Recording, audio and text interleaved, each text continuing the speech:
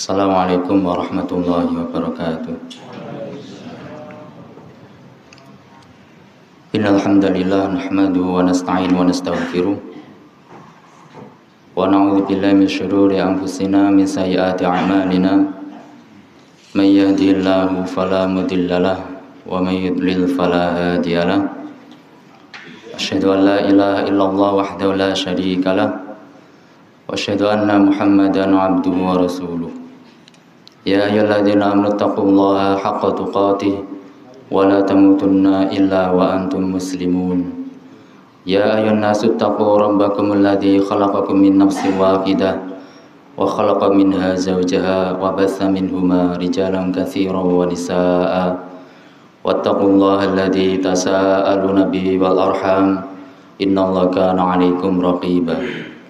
Ya ayyuhalladzina amanu taqullaha wa qulu qawlan sadida yuslih lakum a'malakum wa yaghfir lakum dhunubakum wa may yuti'illah wa rasulahu faqad faza fawzan 'azima.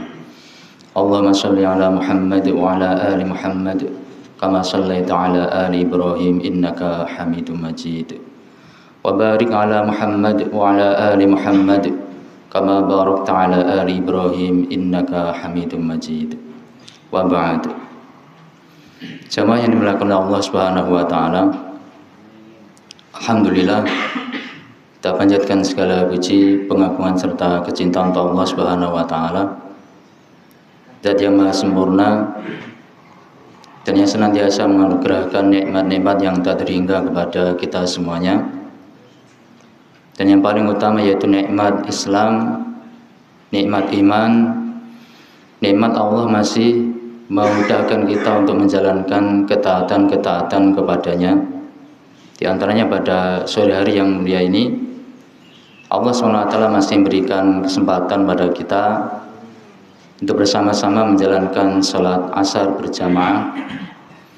Dan sungguh sholat asar itu suatu sholat wajib yang mendapatkan perhatian khusus dari Allah Subhanahu wa taala, di mana Allah Azza wa Jalla telah menegaskan hafidzu 'alas salawati was shalatil wusta wa qumu lillahi qanitin. Adalah kalian senantiasa berupaya menjaga sholat-sholat yang telah Allah wajibkan.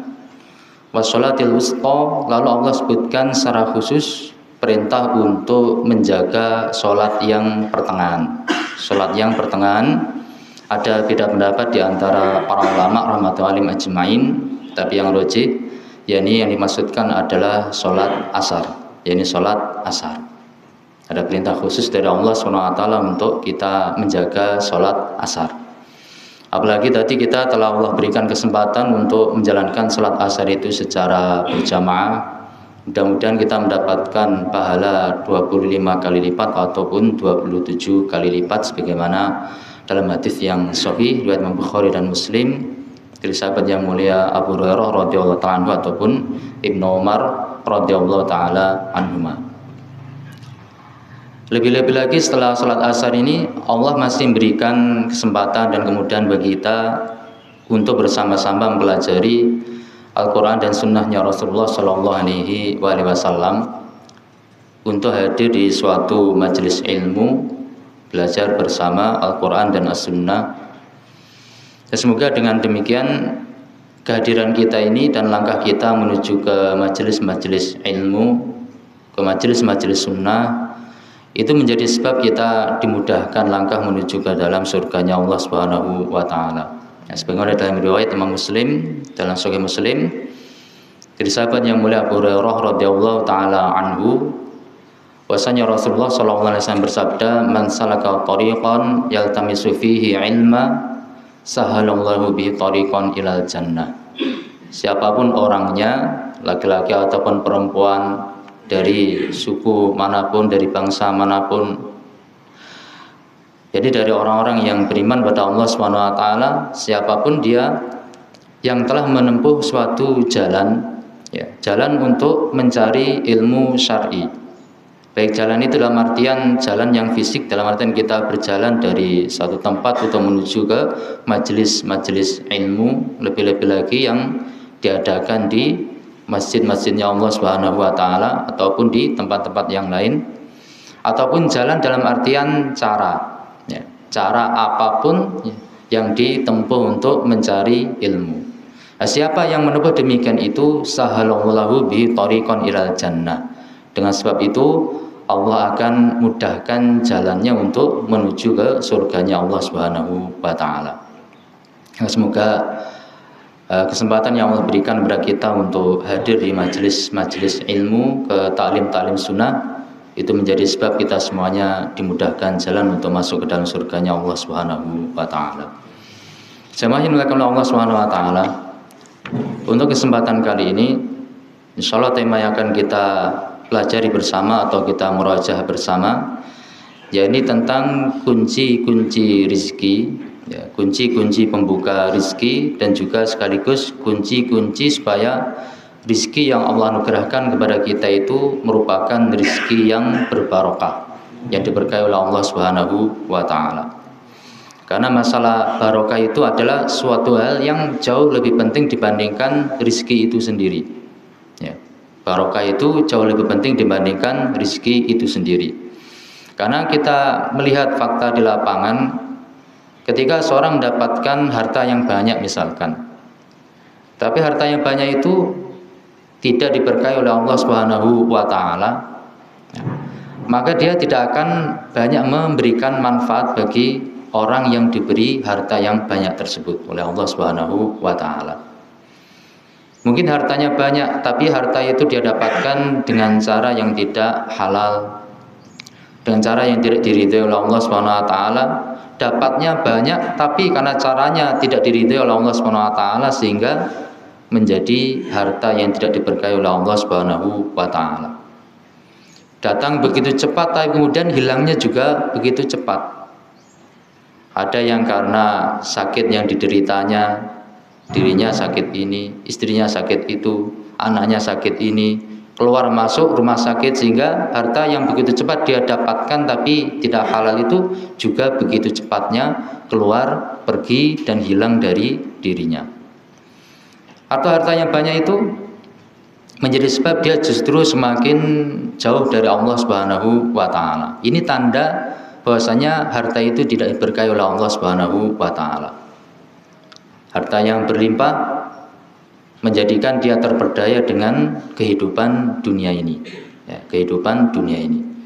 Dia gunakan untuk hal-hal yang tidak bermanfaat, atau malah digunakan untuk hal-hal yang itu merupakan penyebab datangnya kemurkaan Allah Subhanahu wa taala. Meskipun banyak dan dia merasa bisa menikmati dari harta yang banyak, yang melimpah yang dia dapatkan itu, tapi kalau tidak menyebabkan, ya, harta itu tidak menyebabkan dekatnya dia dengan Allah Subhanahu wa taala, berarti harta itu bukanlah harta yang barokah, ya, bukanlah harta yang barokah. Tapi kalau harta itu barokah, sedikit maupun banyak, akan mendatangkan manfaat bagi kehidupan dunianya maupun kehidupan akhiratnya. Maka ini suatu hal yang penting. Selain kita memahami konsep syariat bagaimana mendapatkan atau membuka pintu-pintu rizki, sekaligus juga bagaimana konsep syariat cara mendapatkan rizki itu yang barokah, yang diberkahi oleh Allah Subhanahu wa taala. Jamaah yang dimuliakan Allah Subhanahu wa taala, banyak sekali hal-hal yang disebutkan oleh para ulama rahmatullahi alaihim ajmain berdasarkan dalil dari Al-Qur'an maupun dari As-Sunnah tentang kunci-kunci pembuka rizki ataupun kunci-kunci untuk mendapatkan keberkahan di dalam rizki yang Allah berikan. Dalam kesempatan kali ini kita ambil beberapa poin yang menjadi inti. Mungkin hal-hal ini sudah merupakan suatu hal yang kita fahami bersama, tapi tidak mengapa kita murojaah bersama, mengulang-ulang kembali pelajaran-pelajaran ataupun pengetahuan-pengetahuan ini, mudah-mudahan memberikan manfaat bagi hati kita dan kehidupan kita dunia maupun akhirat. Kata Allah Subhanahu wa taala, "Wa dzakir fa inna dzikra tanfa'ul mu'minin." Berikanlah peringatan, karena sesungguhnya peringatan, nasihat itu akan bermanfaat bagi orang-orang yang beriman kepada Allah Subhanahu wa taala. Nah, di sini yang pertama, kunci yang pertama adalah al-iman, keimanan. Kemudian kunci yang kedua adalah at-taqwa, ketakwaan kepada Allah Subhanahu wa taala. Dua hal ini, iman dan takwa, sering kita mendengarkannya. Mungkin kita juga sudah sangat paham tentang apa yang dimaksudkan dengan keduanya. Tapi sangat penting bagi kita untuk senantiasa mengingatkan diri kita masing-masing tentang apa itu iman, apa itu takwa, dan bagaimana supaya kita memiliki semangat untuk menjaga keimanan dan ketakwaan kita, atau lebih bagus lagi supaya bagaimana kita bisa meningkatkan level atau tingkat keimanan kita dan tingkat ketakwaan kita kepada Allah Subhanahu wa taala. Karena iman dan takwa ini merupakan kunci kebahagiaan di dunia maupun di akhirat. Tentang masalah ini Allah Subhanahu wa taala berfirman di surah Al-A'raf ayat 96. Allah Subhanahu wa taala berfirman, "Walau anna ahlal qura amanu wattaqau lafatahna 'alaihim barakatim minas sama'i wal ardh." Seandainya penduduk suatu tempat, suatu kampung, suatu negeri itu mereka beriman dan bertakwa kepada Allah Subhanahu wa taala, lafatahna, pakai lam itu taukid, yakni untuk penekanan, sungguh benar-benar kami yaitu Allah Subhanahu wa taala akan bukakan bagi mereka barakatim minas sama'i wal ardh, keberkahan-keberkahan baik dari arah langit maupun dari arah bumi. Kebaikan yang tercurah dari langit, semisal hujan yang mendatangkan manfaat bagi manusia, bagi tumbuhan, bagi hewan ternak dan lain sebagainya. Begitu pula keberkahan dari bumi, yakni keluarnya tumbuh-tumbuhan ataupun buah-buahan yang mendatangkan manfaat bagi kehidupan kita manusia, yakni manfaat kesehatan, atau juga untuk menikmati kelezatan dari makanan dan minuman ataupun buah-buahan yang telah Allah sediakan bagi kita, yang merupakan berkah dari Allah Subhanahu wa taala. Walakin kadzabu fa akhadnahum bima kanu yaksibun. Tapi Allah ingatkan, walakin akan tetapi permasalahannya, kadzabu, mereka orang-orang yang tidak beriman itu mereka mendustakan Allah Subhanahu wa taala.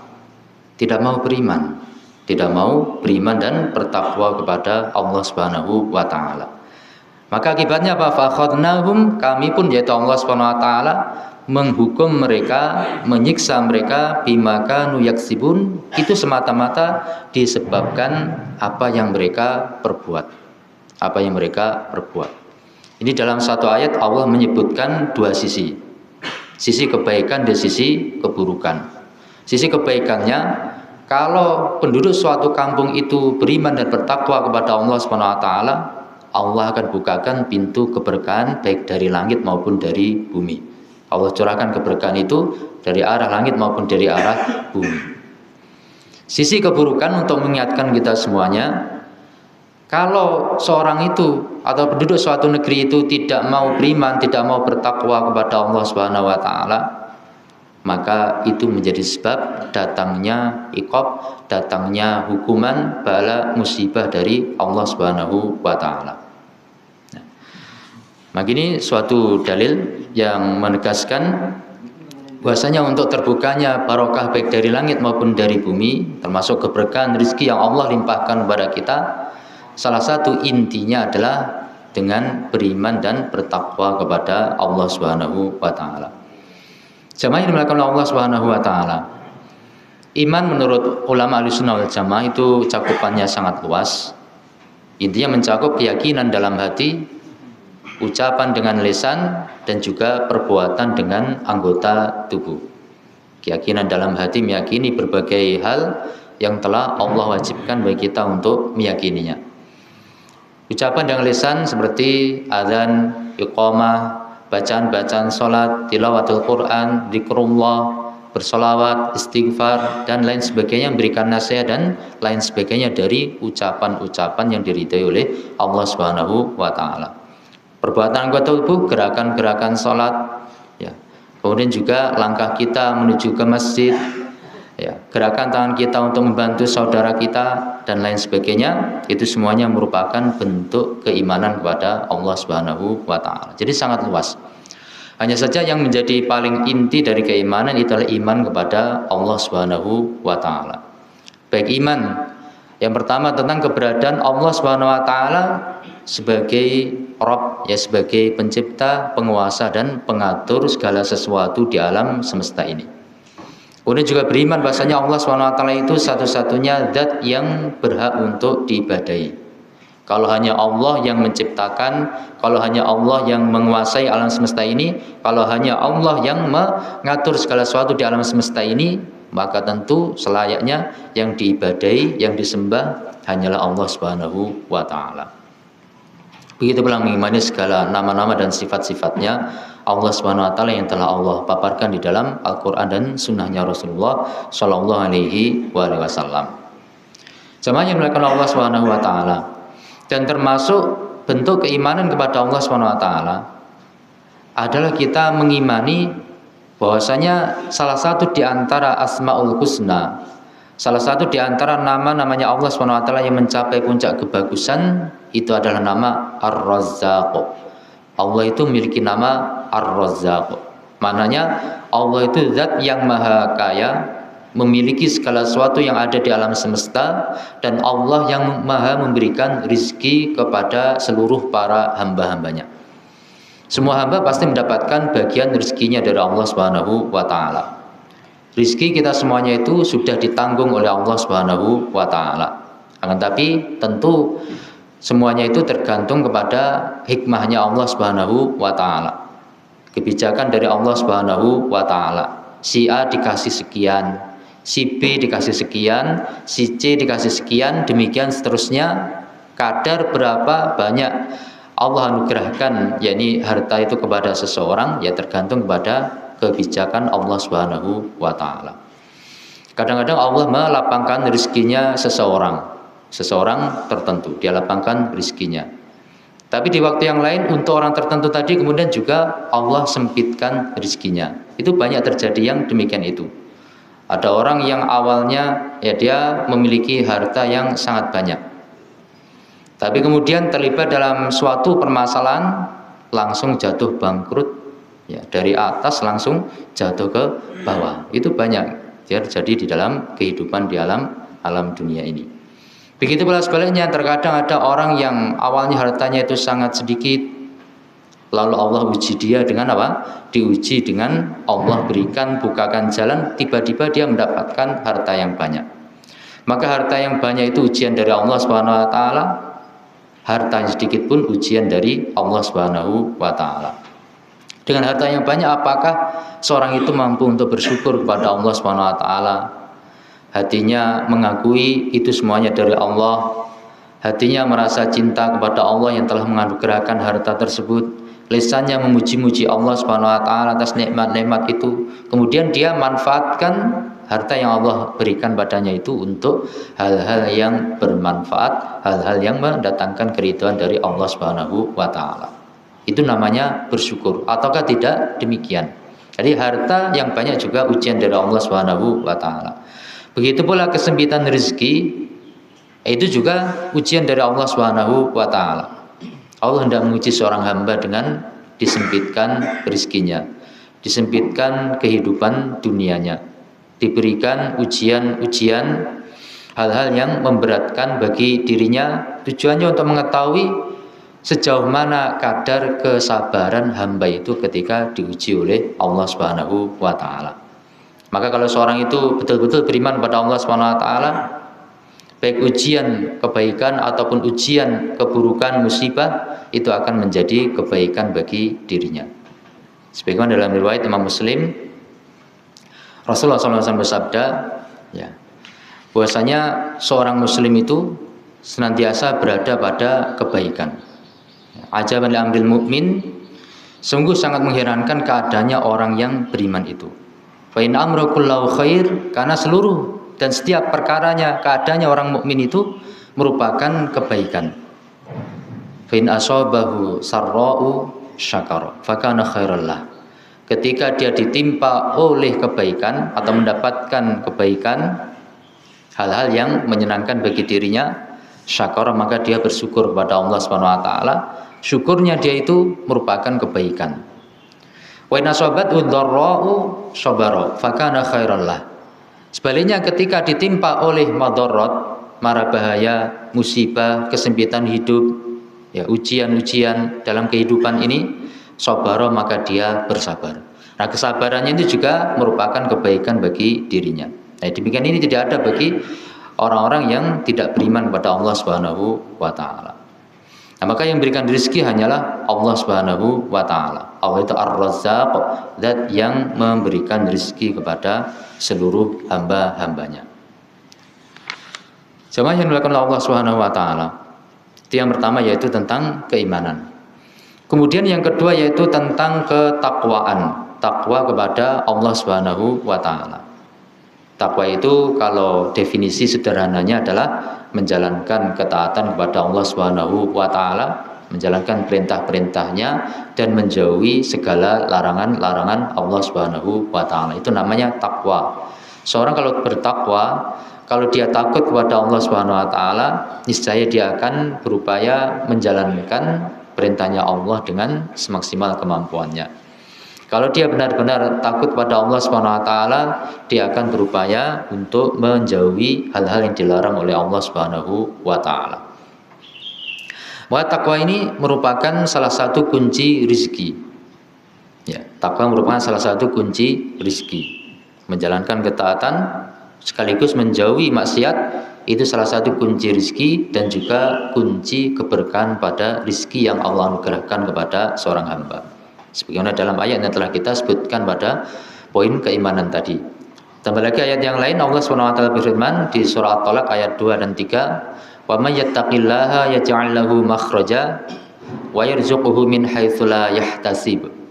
Man, siapapun yang yattaqillah, yang dia bertakwa kepada Allah SWT, maka Allah yaj'al lahu makhraja, akan menjadikan adanya solusi, jalan keluar bagi orang itu dari problematika apapun, dari masalah apapun. Ini janjinya Allah Subhanahu wa taala. Ya, janjinya Allah Subhanahu wa taala. Dan innahu la yukhliful mi'ad. Sungguhnya Allah itu tidak akan menyelisih janjinya. Cuma masalahnya bagaimana kita itu bisa betul-betul bertakwa kepada Allah Subhanahu wa taala. Atau minimalnya bagaimana kita sungguh-sungguh berjuang meniti jalan ketakwaan kepada Allah Subhanahu wa taala. Jalan keluar itu Allah janjikan bagi siapapun yang dia bertakwa kepada Allah Subhanahu wa taala. Wa yarzuquhu min haitsu la yahtasib, dan Allah menjanjikan pula Allah akan memberikan rizki kepada orang yang bertakwa itu min haitsu la yahtasib, dari arah yang tidak dia sangka-sangka. Bahkan kadang-kadang tidak terbetik di dalam benaknya, di luar perhitungan nalarnya, tiba-tiba mendapatkan harta itu, atau bahkan kadang-kadang dia mendapatkan rizki yang tidak disangka-sangka itu dalam keadaan dia tidak menyadari kalau mendapatkan rizki tersebut. Dalam keadaan dia tidak menyadari kalau mendapatkan rizki tersebut. Karena yang namanya rizki itu sebenarnya hal yang sangat luas. Intinya rizki itu adalah sesuatu yang bermanfaat bagi seorang hamba. Kadang-kadang rezeki itu berbentuk sesuatu yang nyata, yang bisa dilihat oleh mata, yang kasat mata. Kadang-kadang rezeki itu berupa sesuatu yang kita tidak bisa melihatnya atau mungkin kita tidak menyadarinya. Yang kasat mata misalkan seperti harta, ataupun rumah, ataupun inventaris, ataupun hal misalnya yang kasat mata itu rezeki dari Allah Subhanahu wa taala. Tapi kadang-kadang ada rezeki yang kita kurang menyadari. Kesehatan, kita baru menyadari tentang rezeki kesehatan itu kapan? Kalau kita sudah jatuh sakit, baru kita menyadari alangkah luar biasanya nikmat yang Allah berikan kepada kita berupa rezeki kesehatan itu ketika kita sakit. Ketika kita sehat, kita menghirup nafas oksigen ini dengan gratis, ya, tanpa biaya apapun. Padahal ini rezeki berupa oksigen yang kita hirup itu sangat menentukan pada kehidupan kita. Ya, kalau tidak ada oksigen kita akan mati. Jadi Allah berikan secara cuma-cuma.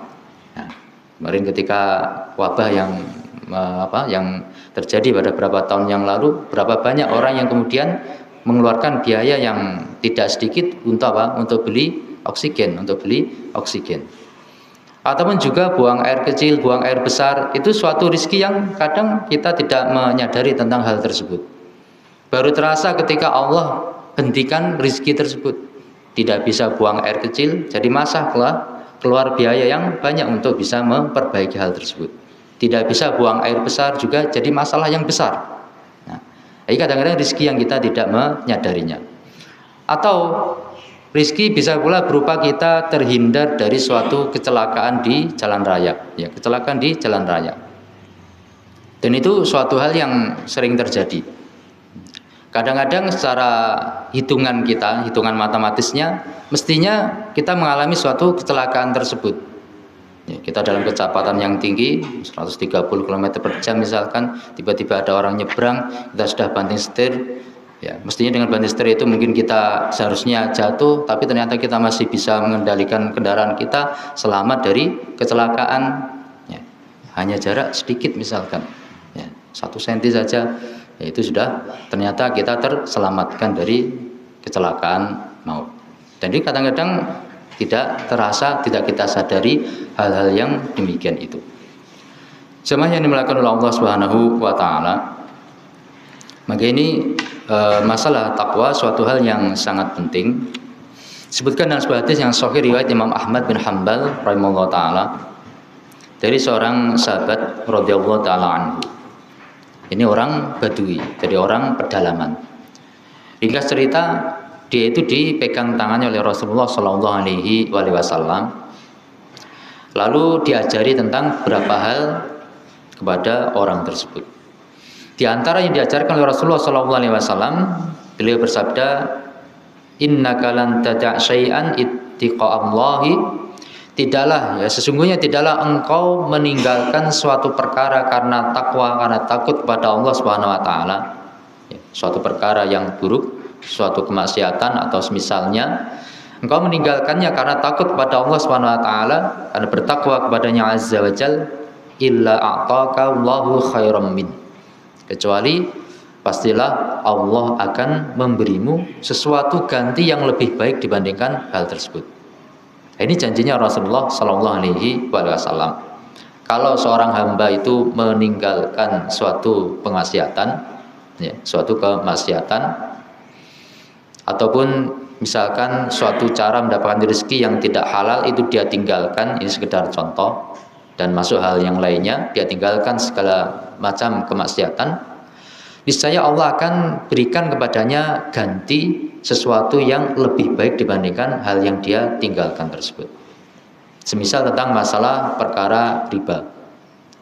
Mungkin suatu saat dia mengalami kesempitan hidup, kemudian terbetik di dalam benaknya untuk mengambil bantuan dengan cara riba.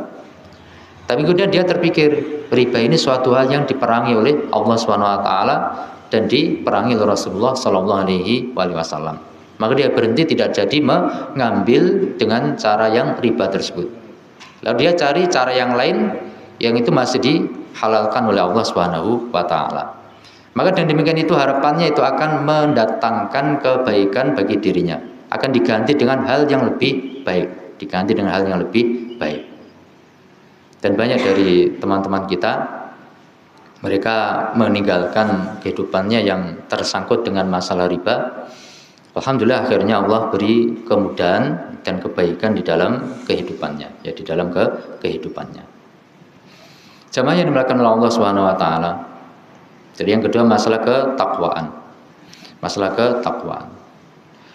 Ada sedikit kisah tentang masalah itu. Kisah yang pertama seperti kisahnya Nabiullah Yusuf alaihissalam. Kisah yang ma'ruf, kisahnya Nabiullah Yusuf alaihissalam. Ini pada titik di mana beliau alaihissalam dibujuk rayu oleh istrinya Al-Aziz, untuk berbuat yang tidak diridhai oleh Allah Subhanahu wa taala, yaitu untuk berzina. Tapi Nabi Yusuf alaihissalam tidak mau menuruti kemauan dari istrinya Al-Aziz tersebut. Padahal seluruh faktor untuk terjadinya perzinahan di poin itu sangat kuat. Nabi Yusuf alaihissalam masih seorang pemuda, istrinya Al-Aziz, seorang istri yang cantik, kaya raya, punya kedudukan, punya kuasa. Kemudian juga tidak ada orang lain ketika terjadinya momen tersebut. Kemudian Yusuf alaihissalam juga posisinya sebagai orang yang asing di situ, ya, orang yang asing di Mesir ketika itu karena beliau dari Palestina. Beliau dari Palestina, di masa kecil dibuang oleh saudaranya, akhirnya sampai ke Mesir dipelihara, diasuh oleh Al-Aziz, oleh penguasa, bendahara ataupun perdana menteri di negeri Mesir ketika itu. Nah, logikanya kalau seorang itu di tempat yang asing kan dia lebih nyantai, nggak ada orang yang kenal dengan saya kok. Kalau melakukan kemaksiatan nggak ada yang kenal dengan saya. Beda kalau di kampung halaman. Beda dengan ketika seorang itu berada di kampung halaman, mau melakukan perbuatan yang buruk ini, kok sungkan itu ada orang yang kenal dengan saya.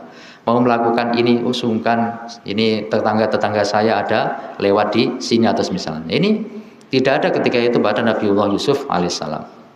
Banyak faktor pendukung untuk melakukan perzinahan, tapi karena takwa kepada Allah Subhanahu wa taala, karena takut pada Allah Subhanahu wa taala, Nabi Yusuf alaihissalam tidak mau menuruti kehendaknya Imratul Aziz, istrinya Al-Aziz tersebut. Maka akhirnya singkat ceritanya kita mengetahui pada akhirnya Nabi Yusuf alaihissalam dilepaskan dari segala musibah yang menimpa kepada beliau, segala fitnah yang menimpa kepada beliau. Bahkan beliau mendapatkan kedudukan yang sangat kuat di negeri Mesir ketika itu. Meskipun beliau bukan seorang raja di Mesir, tapi posisi beliau ketika itu, powernya itu justru lebih kuat dibandingkan sang raja, ya, dibandingkan raja Mesir ketika itu. Ini kedudukannya Nabiullah Yusuf alaihissalam. Allah balik kondisi yang tadi di penjara dan mendapatkan kondisi-kondisi yang sulit, Allah balik karena ketakwaannya diganti dengan kondisi yang terbaik. Sangat berkuasa, bahkan lebih kuasa dibandingkan penguasa di negeri Mesir itu sendiri. Ini sekedar contoh, Jemaah yang dimuliakan Allah Subhanahu wa taala. Kemudian yang ketiga dan yang terakhir, yakni at-tawakkul. Bahasa kita tawakal. Tawakal kepada Allah Subhanahu wa taala. Tawakal itu apa? Tawakal itu i'timadul qalbi 'ala Allah. Hati kita itu bersandar kepada Allah Subhanahu wa taala fi jalbi naf'in, baik ketika kita berupaya untuk menarik manfaat, untuk mencari manfaat, au daf'i darrin, ataupun ketika kita berupaya untuk menghindari suatu madharat, suatu mara bahaya. Maka asalnya yang namanya tawakal itu adalah perbuatannya hati, ya, perbuatannya hati. Jadi tawakal itu asalnya adalah perbuatan hati. Hatinya seorang hamba itu dalam setiap urusan yang dia kerjakan, dia sandarkan segalanya itu kepada Allah Subhanahu wa taala. Ini perkara yang sangat penting. Dalam sebuah ayat Allah Subhanahu wa taala telah menegaskan, "Wa may yatawakkal 'alallahi fahuwa hasbuh." Siapapun yang bertawakal, yang bersandar hatinya kepada Allah Subhanahu wa taala, fahuwa hasbuh, maka dia Allah akan mencukupi urusannya. Ya, dia Allah Subhanahu wa taala akan mencukupi urusannya. Ya. Maka baik itu dalam urusan kerja, urusan dagang, ya, ataupun urusan-urusan yang lainnya, mengurus suatu urusan, mungkin ngurus surat ataupun ya segala urusan apa yang kita kerjakan, perkara duniawi maupun untuk kebaikan akhirat kita, termasuk dalam ibadah-ibadah yang kita lakukan, hendaknya kita jangan lupa untuk menyandarkan segala sesuatunya itu kepada Allah Subhanahu wa taala. Ya, disandarkan kepada Allah Subhanahu wa taala. Kenapa demikian? Karena kita itu makhluk yang lemah, ya. Kita manusia ini makhluk yang lemah. Meskipun kita diberi fisik yang secara penciptaannya ini penciptaan yang terbaik dibandingkan makhluk-makhluk yang lainnya, tapi kekuatan fisik yang ada pada kita itu pun sangat terbatas. Begitu pula kekuatan penalaran kita, kekuatan pemahaman kita, kekuatan pemikiran kita, kecerdasan kita pun juga terbatas. Kemahiran kita, keterampilan kita pun juga sangat terbatas. Dan segala hal yang terbatas yang ada pada diri kita itu, seandainya Allah ingin mencabutnya, dalam sekejap semuanya itu akan hilang. Karena Allah Maha Kuasa atas segala sesuatu. Ya, Allah Maha Kuasa atas segala sesuatu. Hendaknya kita ingat, Allah itu yang mengatur segala sesuatu yang terjadi di alam semesta ini. perkara besar, perkara kecil, di alam atas, di alam langit maupun di alam bawah, di alam bumi ini tidak ada yang terluput dari pengaturannya Allah Subhanahu wa taala. Termasuk masalah rezeki. Jalan untuk mencari rezeki, upaya seorang hamba untuk mencari rezeki, kemudian berapa dia dapatkan rezeki itu, ya, keberkahannya dan segala sesuatunya itu yang mengatur adalah Allah Subhanahu wa taala. Maka hendaknya dalam kita mencari rezeki supaya dibukakan pintu rezekinya dan supaya menjadi rezeki yang barokah, hendaknya jangan lupa kita sandarkan upaya kita mencari rezeki itu hanya kepada Allah Subhanahu wa taala. Tapi ana ingatkan kembali, tawakal itu masalah hati, bukan berarti seorang itu menghilangkan usaha. Usaha itu adalah hal yang sifatnya zahir. Jadi secara zahir, ya, secara zahir seorang itu wajib untuk bekerja, seorang itu wajib untuk berupaya mendatangkan manfaat, berupaya untuk menolak madharat, itu wajib untuk dilakukan. Perbuatan usaha secara zahir. Adapun tawakal adalah masalah hati, hatinya ketika menjalankan usaha itu disandarkan kepada Allah Subhanahu wa taala. Tapi mungkin sampai di sini. Ini 3 hal. Yang pertama iman, kemudian yang kedua takwa, kemudian yang ketiga adalah at-tawakal, tawakal kepada Allah Subhanahu wa taala. Mungkin kita cukupkan di sini. Mudah-mudahan apa yang kita murojaah bersama ini bisa difahami dan bermanfaat bagi hati kita, dunia kita dan akhirat kita. Kalau ada benarnya dari Allah Subhanahu wa taala, ada kelirunya karena keterbatasan ilmu ana, semoga diampuni oleh Allah Subhanahu wa taala. Ada kurangnya mohon dimaafkan. Subhanakallahumma bihamdika asyhadu an la ilaha illa anta astaghfiruka wa atubu ilaik. Wa akhiru da'wana alhamdulillahi rabbil alamin. Wassalamualaikum warahmatullahi wabarakatuh.